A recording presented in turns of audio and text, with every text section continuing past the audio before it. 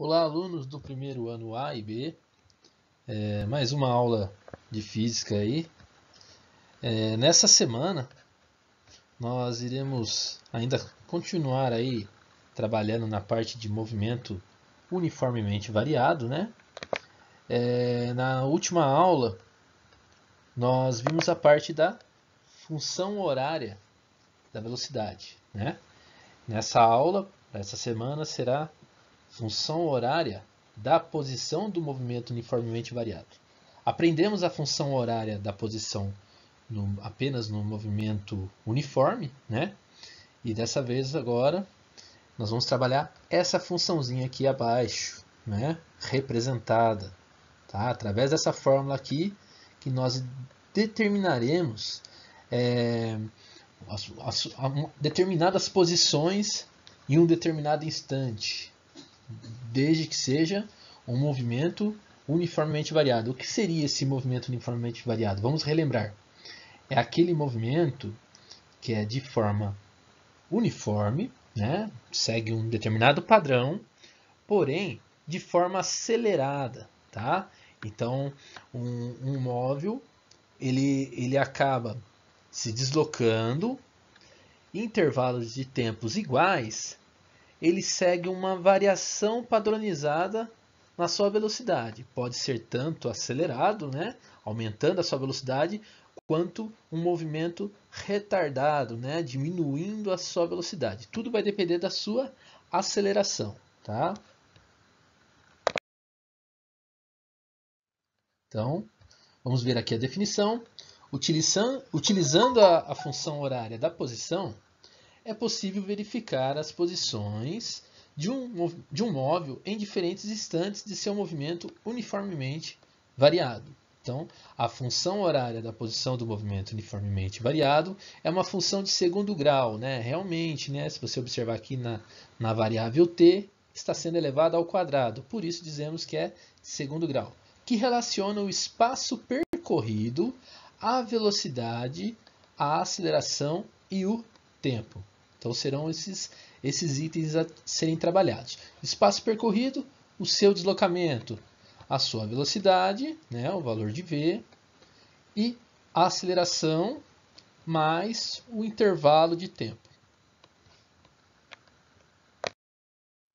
Então temos um exemplo aqui, trabalhando essa função, diz o seguinte: considere que o caminhão inicia seu movimento na posição S0 igual a 50 metros. Quer dizer, a posição inicial de 50 metros.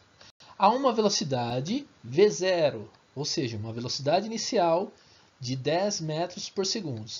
E a aceleração igual a 4 metros por segundo ao quadrado. Então notem que as unidades a serem aplicadas para esses valores está tudo no Sistema Internacional de Unidades, né? Posição em metros, velocidade em metros por segundo e a aceleração metros por segundo ao quadrado. Então logo percebemos também que o tempo será em segundos, né? Aí vem a primeira perguntinha. Qual é a função horária da posição referente ao caminhão? Né? Então, a função horária vai ser dada por essa fórmula abaixo. Então, o que nós iremos fazer? Nós vamos substituir, né, alguns dados que nós sabemos que nunca vai variar, sempre vai ser único para uma determinada função. O que seria o que é único? Vai ser sempre aqueles valores, no caso, iniciais. Por exemplo, uma posição inicial não tem como variar. Você já está falando a palavra início, então é único. O mesmo no caso da velocidade inicial, no caso o V0 também é único. E a aceleração, né? A aceleração no movimento uniformemente variado, ela é constante, ela não vai se alterar. O que irá se alterar vai ser a sua velocidade, mas a aceleração seguirá sempre a mesma. Então, substituindo esses três itens que eu citei, eu vou formar a função da seguinte forma, né? Ó, S0 é a posição inicial, 50. Então, nós temos que S é igual a 50, mais, aí no lugar do V0, eu coloco o 10. depois o V0 está aqui sendo identificado. Ó, a velocidade inicial, 10 metros por segundo. Então, só substituir, tá vendo? Eu nem calculei nada. Aí depois eu tenho A sobre 2, ou seja, 1 sobre 2 vezes A. Também poderia estar sendo destacado dessa forma. É a mesma coisa, tá? A sobre 2 e 1 sobre 2 vezes A é a mesma coisa. Então, aqui eu mantive esse 1 sobre 2 e vou multiplicar por A, que é o 4, a aceleração, que está sendo destacada aqui no probleminha. Aceleração constante, ela é a única. Aí, para facilitar, eu já resolvo esse produto aqui, né? 1 sobre 2 vezes 4, né? Meio vezes 4. Sabemos que toda vez que você multiplicar o valor meio por um determinado valor, sempre vai dar a metade desse determinado valor. Então, logo eu já sei que 1 sobre 2 vezes 4 é metade de 4, 2. Né? Então, foi o que deu para fazer, para reduzir aí, deixar a função mais simplificada. Então, nós temos que a função horária da posição desse movimento uniformemente variado, né, no caso do caminhão, referente ao caminhão, é S igual a 50 mais 10 vezes t mais 2t ao quadrado. Então, lembrando, t sempre vai ser os intervalos de tempo e o s a sua posição. Então, quer dizer, através dessa função montada, né, eu consigo determinar uma posição futura desse caminhão, já que eu sei de qual posição que ele partiu, de qual velocidade que ele iniciou e qual vai ser a sua aceleração. E também vou conseguir determinar o seu intervalo de tempo, né, o qual instante ele irá se encontrar quando ele estiver em uma determinada posição. Então, um vai depender do outro. S está em função de t, né, e vice-versa.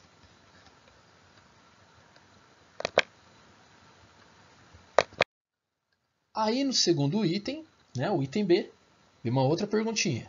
Qual é a posição do caminhão no instante de 4 segundos? Então nós pegamos aquela função que nós montamos, S igual a 50 mais 10t mais 2t ao quadrado, e vamos substituir. Então, se está falando a posição, é o valor de S. Né? No instante de 4 segundos, 4 vai ser o valor de t. Está falando tempo. Né? 4 segundos é t. Né? Então, é só substituir. 10 vezes t, 10 vezes 4. 2 vezes t ao quadrado, 2 vezes 4 ao quadrado. Então, logo, eu vou agora resolver essa expressãozinha, seguindo as regrinhas, né? Sempre potência primeiro, depois multiplicação, para depois somar. Tá? Se eu fizer primeiro, por exemplo, essa soma, vai dar errado. Então, eu mantenho 50 aqui. Né? Aí, no caso, o que eu vou fazer? 10 vezes 4 vai dar 40. Então, está aqui, ó, 40. Aí depois eu mantenho, no caso, esse 2 aqui. Opa, tá falhando aqui o mouse, hein? Eu vou manter esse 2, tá aqui, e multiplicar pelo resultado de 4 ao quadrado, que é igual a 16. Aí depois sim que eu posso estar efetuando o produto de 2 com 16. Então, 2 vezes 16 é igual a 32. Então, no caso está aqui, ó, 32. Aí é só somarmos, né? 50 mais 40 mais 32, eu tenho o resultado de 122. Então, logo eu já sei que a posição do caminhão, né, no instante de 4 segundos, será de 122 metros. Daí, no item C, veio uma outra pergunta. O caminhão estacionou no instante de 10 segundos. Quantos metros ele percorreu até chegar ao estacionamento? Então, quer dizer, ele parou no instante de 10 segundos. Então, passaram-se 10 segundos, foi quando ele parou. Quantos metros ele percorreu? Então, quer dizer, eu vou ter que encontrar primeiro o valor de quem? Da posição que ele irá se encontrar. Né? Aí no problema diz, ele parte da posição de 50 metros. É o que está dizendo lá, posição inicial, o S0. Né? Então, de acordo com a mesma função, substituímos, né, os valores de t por 10. Né? Aqui era 10t, aqui era 2 vezes t ao quadrado. Então, logo, eu vou ter 10 vezes 10, primeiro fazendo a multiplicação, né? Igual a 100. Depois, 10 ao quadrado, que também vai resultar em 100. Depois, multiplicamos 2 por 100 para chegar no 200. Aí é só somarmos, né? 50 mais 100 mais 200. Então, a posição final dele, né, no instante em que ele estacionou, é de 350 metros. Porém, como ele partiu da posição inicial de 50 metros, então é só subtrair posição final menos posição inicial. Logo, ele percorreu, então, 300 metros.